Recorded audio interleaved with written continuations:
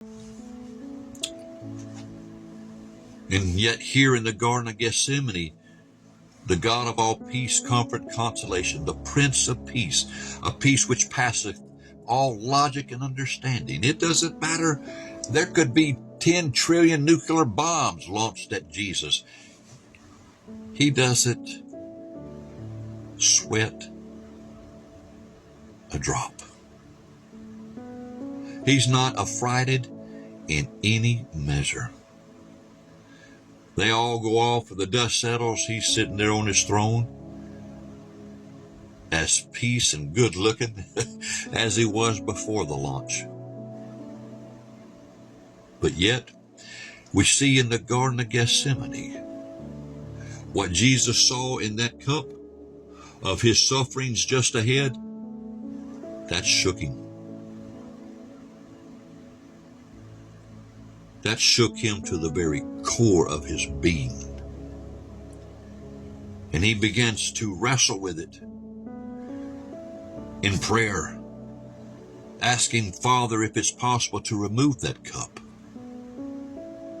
and all of its pains and sufferings and the bitterness he sees, for he had to fulfill all the scriptures concerning the sufferings of the Christ. For the transgressions of the people, the Christ was to be stricken. And that beyond disfigurement of recognition of who he was.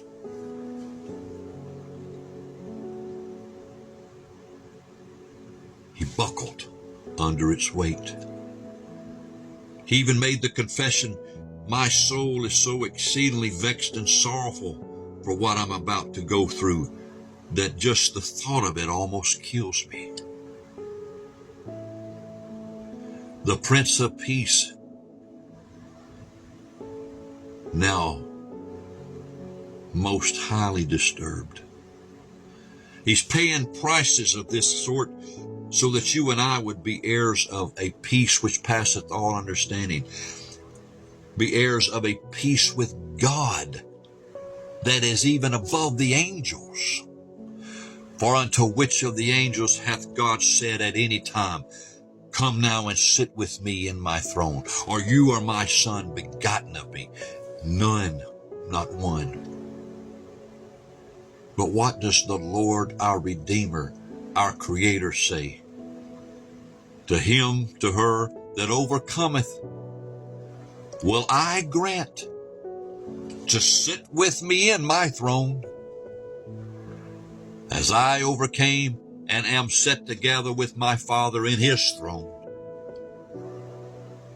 Oh, that we connect to the glory of that invite and most high honoring us reward.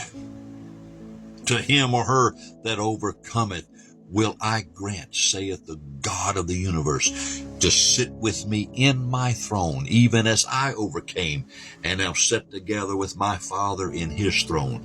And he said after that, he that hath ears to hear, let him hear what the Spirit of the Lord is saying. And I'll tell you what, folks, it is a most delightful thing, what he just said. He that went to the cross for us and suffered beyond all sufferings of humanity. We think he would despise us sitting next to him in his throne?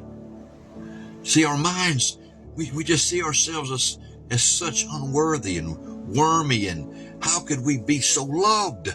And yet we are so loved. Jesus said, oh God, I pray also in the 17th chapter of John's Gospel. I pray also, Father, that they come to know that you love them, even as you love me. Our minds, the devil has done what he could, where our minds want to reject such love and say, that just can't be true. How can I sit with Jesus at his right hand in his throne as he sits at the Father's right hand in his throne? How could such a thing be? It's too glorious. Well, did he not withhold his blood from us? Did he not sacrificed for a while his perfect peace to be disturbed like no other for us? Was he not wounded for our transgressions? Was he not bruised for our iniquities? Was he not punished unto death for our peace with God to be established? And was he not shredded and beaten beyond recognition so we would be healed and our situation with God fully fixed and mended? Yes, he was.